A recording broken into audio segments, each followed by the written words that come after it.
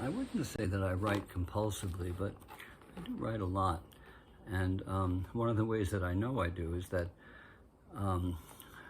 especially since I've been involved on Facebook, I posted so many things of so many different lengths and kinds and quality that I can go back 10 years, actually not on Facebook because I forget when I got on Facebook, 10 or 20 years or whatever. And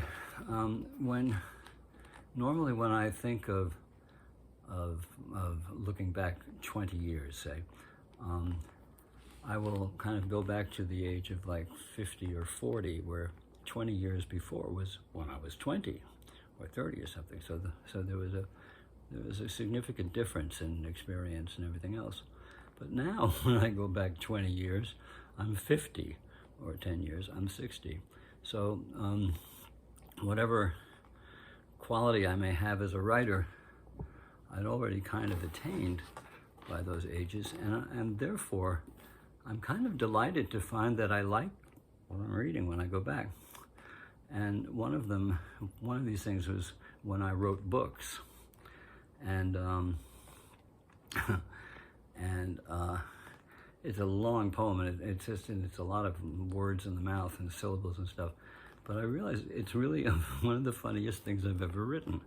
And when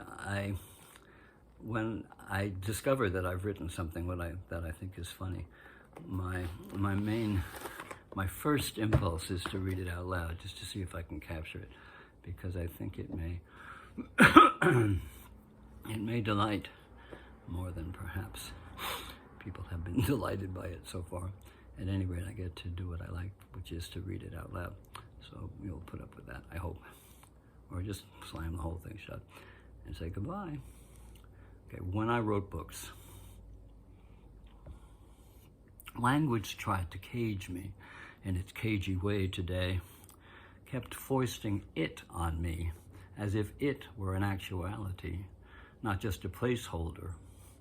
Language is a funny and dissembling word as well, commences with a span that bridges and breaks down into the ugly gorge of gwudge, heard as gwidge, onomatopoeia for the choking noise that gwidges from your craw when you, like Messrs. Holmes and Moriarty, fall into and through that throat to hell. Well is using up a lot of space as well. The Brits prefer as well to and also, which the Yanks appear to favor. Unexorcisably, the curse in verse that seems inexorably to beset me is, I can't write favor without having to right now write savor, psycho-rhyme. That's part of how I know I don't write poetry at all, but blocks of black marks packing into architectural pretense. Hence this cracked stack-up of lines, to which I seem to have consigned my jumpiest synapses, which connect to grind my brain into at least the simulacrum of a mind. Thin and sallow coffee grounds. When I wrote books, publishers you've heard of published, hoodwinked people into letting me do pounds of volumes, such as Mr. Simon and his Schuster then begat. By now I've been found out, so there will be no more of that.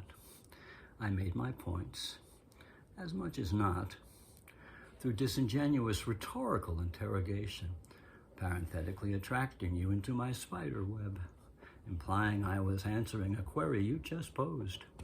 What interests is, I would reply, then say what was. Once what was that compelling, is a stirring call to laudable attention, and compulsive. Makes you think of rabid rats in sewers squeaking madly while they gnaw into the nearest ankle bone. That rankles just to the desired zone. I used to think I was compulsive. Now I know I only do what will compel. Those are the sorts of points on which I used to dwell, but now I've been found out, and Dutton, Dell, and Doubleday won't let me make them anymore. But look, I haven't written it for so very long. Not everything I do is wrong. Boy, now I really don't know what I think of it.